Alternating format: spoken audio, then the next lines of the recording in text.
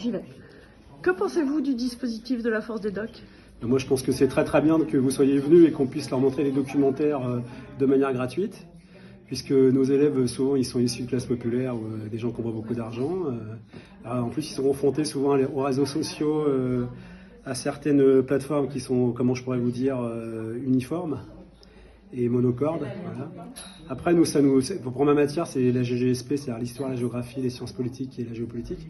Nous, ça nous aide parce que ça permet de compléter le cours, en fait. Ça permet, par exemple, de traiter, sur ce que vous avez fait, de traiter l'histoire et les mémoires de la Shoah, et de le traiter autrement, comme je vous ai dit tout à l'heure.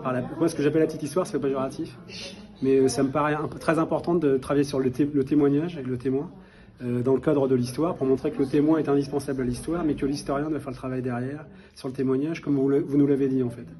Donc, pour les élèves qui vont à GGSP,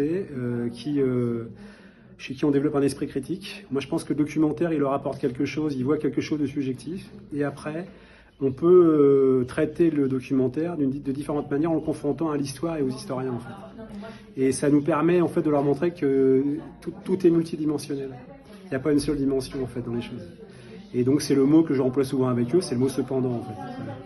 Et je pense qu'il faut que l'esprit critique, il passe par là.